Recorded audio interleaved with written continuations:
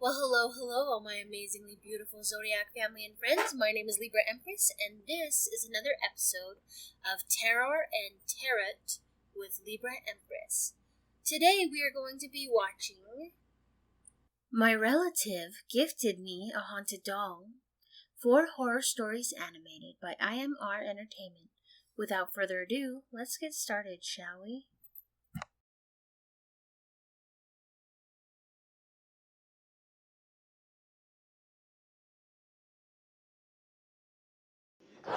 Weird things started happening to me about a year ago.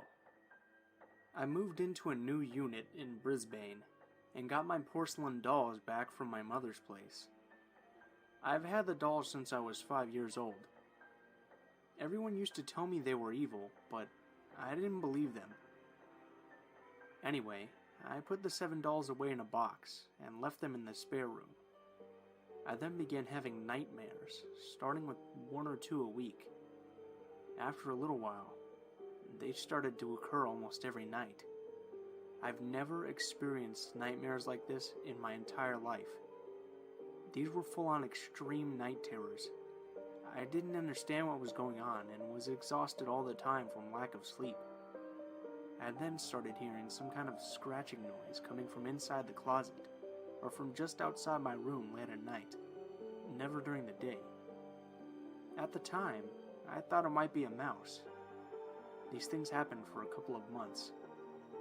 One time, I was sitting in the lounge room, watching TV, when all of a sudden I saw 2 small red eyes on the side of my cat's body when he was standing on my lap. They were just staring at me. I looked behind me to see where it was coming from, and saw nothing but a blank wall. I looked back, and the eyes were still looking at me. Then they slowly faded away. I always felt a strange, uncomfortable presence in the house, but I wasn't sure if it was because I had just moved in on my own and was scaring myself, or if it was something else. I think I used to make excuses for everything, so I didn't think I was going crazy. On another occasion, I was lying in bed and had the outside hall light on when I saw a murky, dark shadow come across the ceiling and into my room, and then it disappeared.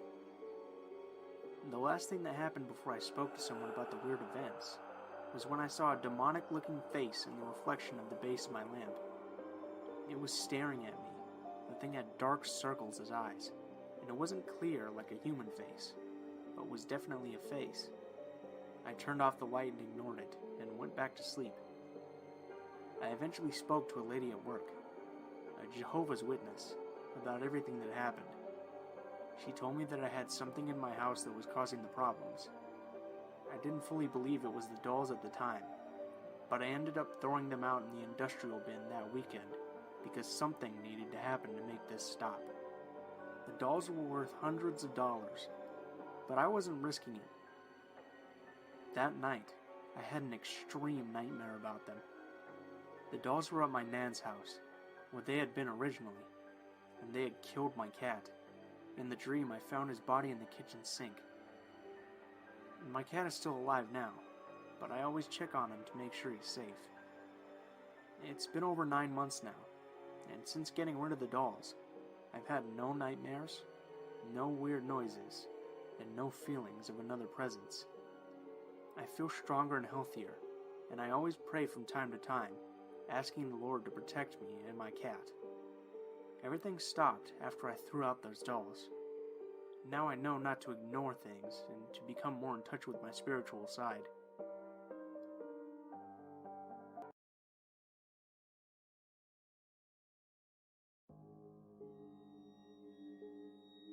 My niece got a little doll as a gift last year.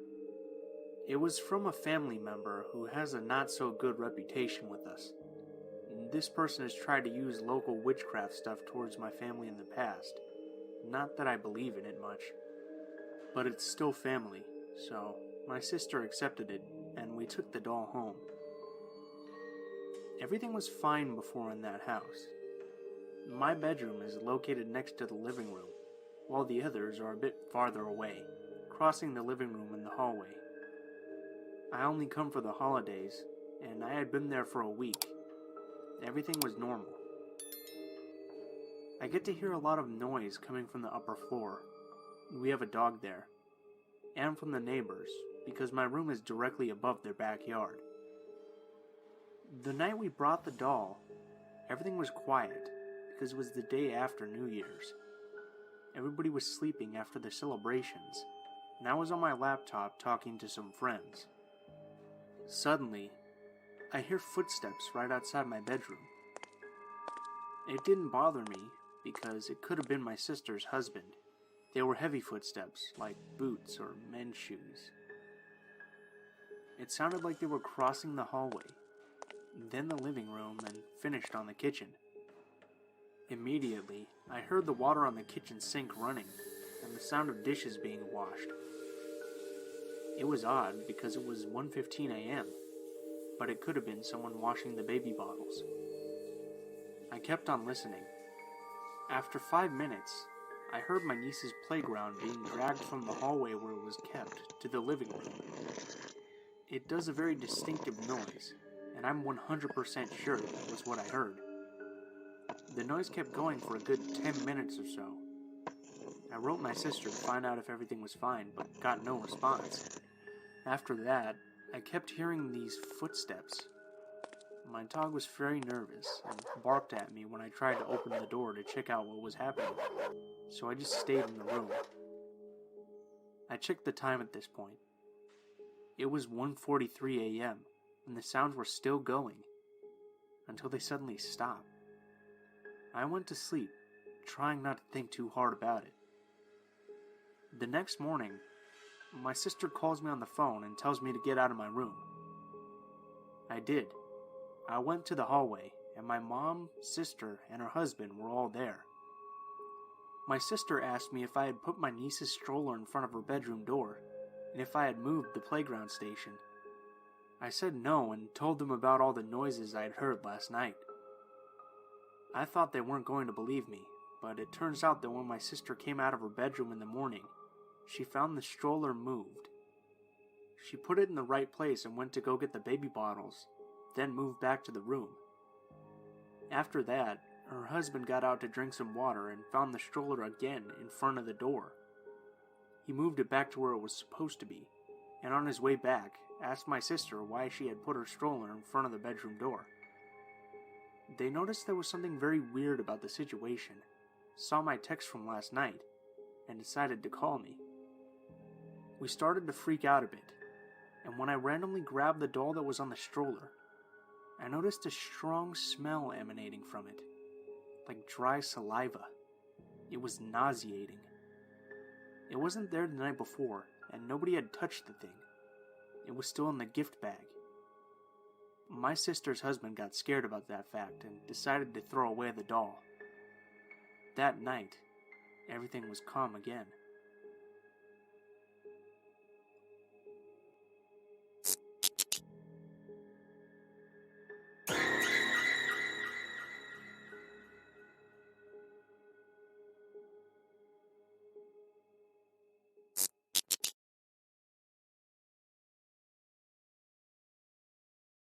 I swear up and down that this story, as much as it sounds like it's a made-up run-of-the-mill scary doll story, is 100% true, and it still terrifies me. When I was a kid, I would spend a lot of time in Texas with my brother, dad, and stepmom.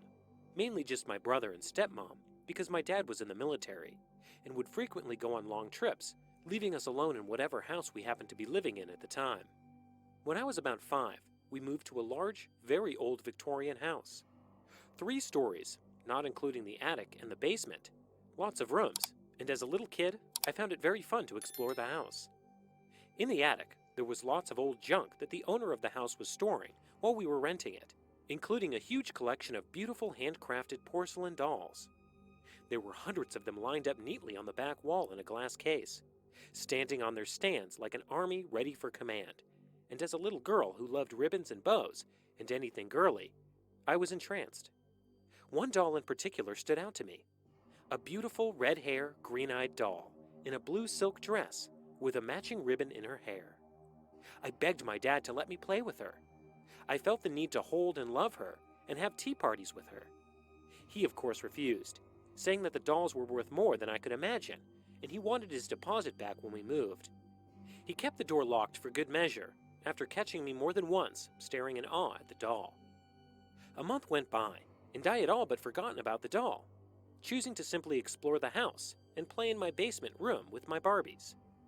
Until one day, when I came home from dropping my dad off at the base and found the red-haired doll sitting on my bed. I was ecstatic, thinking that my dad had given me the doll and left it as a surprise, and I proceeded to play with the doll every second of every day until my dad came home. As soon as my dad saw the doll, he flipped out and yelled at me, spanked me, and took the doll away to lock back up in the attic, and only got more aggravated when he discovered that the attic door was still locked, and her was the only one to have the key. He couldn't figure out how I could have possibly picked the lock, and then re-picked it to lock it. His solution was I had somehow convinced my brother to do it for me. Another month went by, and my dad installed another lock on the attic, warning me and my brother what would happen if he found out we had been in the attic again while he was gone. That very night, when we returned home, the doll sat on my bed again, leaving me wary of its presence. Something that had once made me so happy now made me cautious and anxious. I told my stepmom, who immediately became angry and slapped me, then my brother, and tried to return the doll, only to find the attic door once again locked. She tore the house apart trying to find the keys. She was positive we had hidden them, until giving up and locking the doll in her room. The night my dad came home, I was terrified, and he wouldn't speak to me or my brother at all, only giving a short speech about how we needed to go to our rooms and not come out. The next trip he made, we didn't see him off to the base. We sat in our rooms and had a quiet evening alone. I spent the night sulking and trying to figure out how the doll had gotten into my room. Later, after I had fallen asleep, I heard soft music box music that slowly woke me up. I felt something near my feet, and thinking it was my cat curled up, I reached down, only to find instead of fur, a handful of hair. I turned my light on and screamed. What looked like every dollar from their attic was in my room, sitting at my tea table, on my dollhouse, and positioned in standing position on my bed, and in various parts of my room. The door slammed open, and my dad appeared in the doorway where he had apparently been waiting for me to head to the attic to claim a doll. He took one look at them, grabbed me, and ran out of the house, dragging my brother and stepmom along with us. He refuses to speak of them to this day. The most important part of the story is the backstory of the red-haired doll. Apparently, the original builder and owner of the house had a daughter who died when she was about 8, and it was customary to make a doll of their likeness, made out of their real hair, and dressed in the same clothes the child wore. I think it was that little girl, because I never felt like it was dangerous to play with the doll. I felt like she was lonely and trying to make a friend.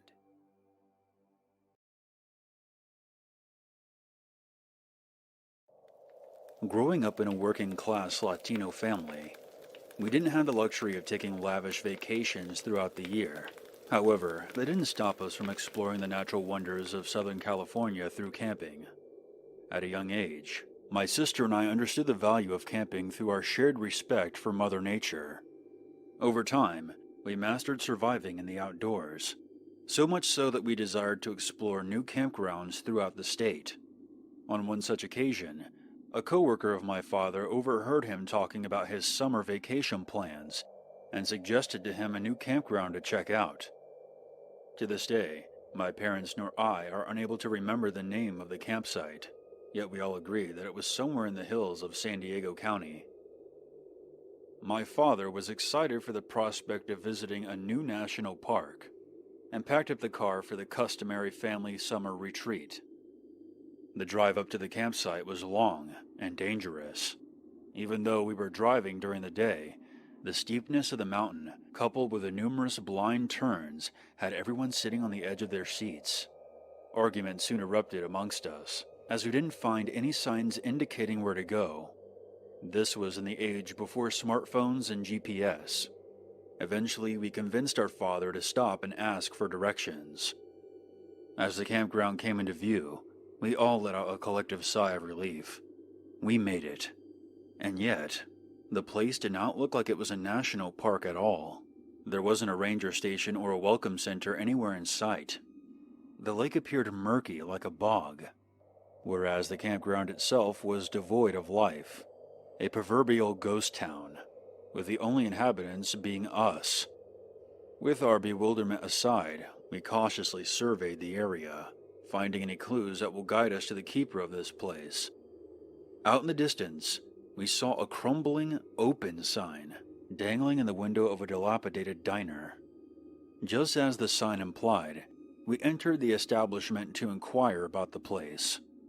Pushing the creaking door open, we were greeted by the owner of the diner, a gaunt-looking man who I would now say was plucked straight out of the movie The Hills Have Eyes. "Well, how can I help y'all folks on this fine day?" My dad replied.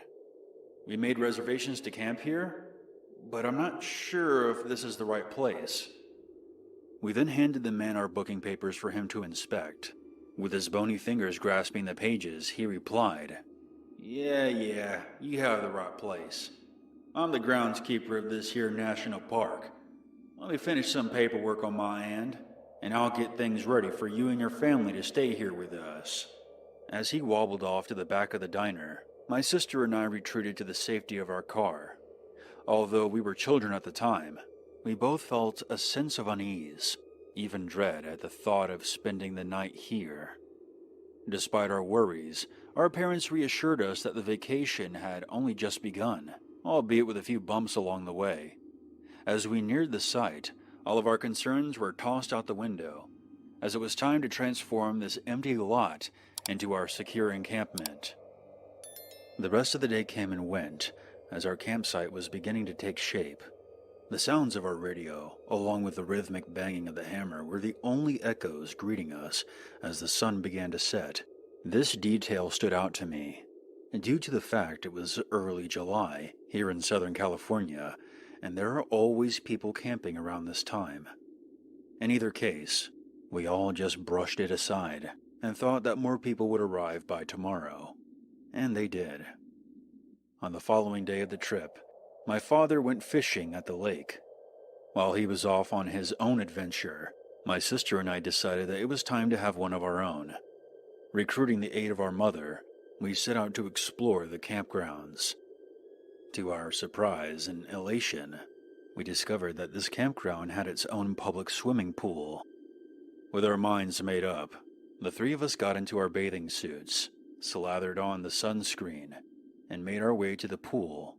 Soon my sister and I were splashing around in the water without a care in the world, until I noticed 3 suspicious men, dressed entirely in black. They came and sat at one of the chairs at the opposite end of the pool from where our mother was watching us. At first, I thought the men were new campers that had recently arrived at the grounds to examine the swimming pool, but to my dismay, the men just huddled around each other and whispered incomprehensible things while staring intently at the two of us. My mother's instincts caught on to the predatory behavior, and she decided to cut our excursion to the swimming pool short. When my father arrived from the lake, he said he was unable to catch any fish, and that the fish he did find were all belly up dead in the water. My mother then informed my father of the 3 suspicious-looking men eyeing my sister and I at the pool. This infuriated him. My father, brandishing his machete, stormed out in search of the group of men, ostensibly to talk some sense into them. Some time passed, and my father arrived back at the campsite, dismayed that he did not find the men, only a mother and her 2 little boys. This point may sound insignificant at first, but it will become important later in the story. As night fell, my sister and I were preparing to go to sleep, when we were suddenly jolted awake by the pleading screams of a woman. Her pleas were joined by the cries of 2 young children, and various male voices demanding their silence. My father recognized the woman's voice as the mother he saw earlier in the day camping alone with her 2 kids. My father, who is a former Marine, loaded his rifle and concealed his hunting knife. He then proceeded to tell my mother to take care of us while handing her a loaded gun. I then saw my father head out towards the campsite where the single mother and her children were staying. My sister and I were petrified when we noticed the terror-stricken look on our mother's face. As the yelling escalated, 2 thunderous bangs from the rifle rang out.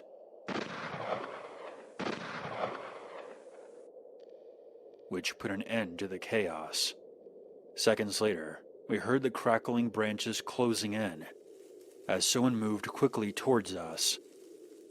My mother, with eyes wide and knuckles clenched, aimed into the darkness, ready to protect us at all costs.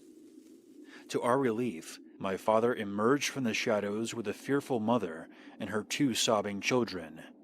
My father then claimed that he scared off the men who were harassing us at the pool and will be helping the mother pack her things to leave. To ensure that they made their way down the mountain safely, my father offered to follow her in our car until she got to the main highway. In a moment of reprieve, the woman held her children tight. We all assured her that their safety was of the utmost importance, and knowing my father, any form of aggression needs to be handled quickly. With pleasantries aside, my father departed yet again to help the mother pack up her campsite and leave this backwater excuse for a national park. The few rays of sunlight that streamed into our tent signaled the start of a new day, since our father had left to escort the small family from the imminent danger. With a look of apprehension on my mother's face, my sister and I started to pack up camp, knowing all too well that we did not want to risk our lives spending another night at this place. I was making my way to the bathrooms when my eye caught the glimpse of our car slowly making its way back to camp. I ran back to tell my mother and sister, who noticed the car as well, and soon the bloodshot eyes of my father behind the wheel came into view. As he exited the car, he informed us that the mother and her children made it safely to the highway. This was then followed by a long pause, with my father saying, "Now let's get the hell out of here ourselves." With that, we all took our positions and packed up the rest of our camping gear. Before leaving this godforsaken place, my father informed the owner of the diner about what happened last night and about the 3 suspicious-looking men. The only thing that the emaciated-looking man said was, "Well, it's a damn shame that you and your family can't stay here a little longer." We then hightailed it out of there like bats out of hell, vowing never to return. Ever since this harrowing experience, my family and I have been unable to get my sister to go camping again. As time went on, I decided to ask my father where he had heard about that awful place, to which he added a new detail not previously disclosed. He mentioned that upon returning to work, he wanted to confront his coworker about the horrible camping recommendation he gave. When he tried to locate him, another coworker stated that the same man quit a couple of days before my father was going to return from vacation. My father was left speechless and confused upon hearing this. Was the man somehow connected to those 3 men? If so, what were their motives for harassing a family out in the middle of nowhere? The answers to these questions we will never know, but what I do know is this. If my father did not intervene on that fateful night, that single mother and her kids would have met a fate far worse than a failed camping trip.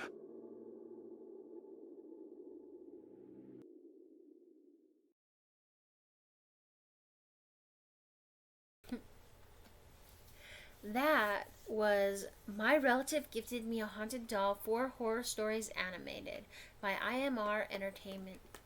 Alright, and while we were watching that tonight together, I pulled out 5 cards, and this is who we're connecting with. We're connecting with a possible earth sign. Someone who is very confident, very intelligent, sharp-witted, and very good with money. Now, looking back on their life and how they see it, they see that they didn't have to worry about fighting with people, playing tug-of-war. They didn't see much effort into that. They just kind of avoided that at all costs.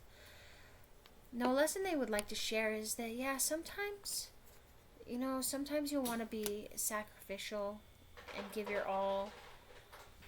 And it's okay to accept a situation for what it is and move on, alright? That's what they want you to know. It's okay to accept a situation for what it is, let it go, and move on. It's easier said than done, but trust me, it'll be worth it. Something they wish they had paid more attention to would be their wishes and dreams, material and physical happiness, but mainly their wishes and dreams, right? They were so lucky, but sometimes things didn't work out quite the way they wanted it to. And so they kind of let things go over their head in regards to dreams. They let their dreams go. A message they would like to give you is this. You could be a fire sign, or maybe they are the fire sign, right? It's okay to be self-reliant, but become an entrepreneur, okay? Now, not a lot of people are doing that because, it takes a real special person to want to reach out and take what's theirs and build something off of it, okay? A lot of people nowadays, they think about the now and they don't think about the future. Well, their message to you is to think about the future. What do you want to do? Do you want to own a line of businesses? Well, what's holding you back? Did you make a list of goals and then put little mini goals to get to those bigger goals down to break it up? I mean, nothing's impossible if you work hard and put your mind to it. It's just all about thinking about what you want and making it happen. And it's not an easy process. Sure as hell isn't. But it'll be rewarding once you get there. And they want you to branch out, be self-reliant, and build your empire from the ground up. Okay? But do it with a smile on your face, because you know that it's more worth it when you do it. Okay? Instead of having someone else do it for you, paying someone else to do something. When you do something for yourself, it is so much more rewarding. It's like, I don't know. But they want you to do that. Do what makes you happy, alright?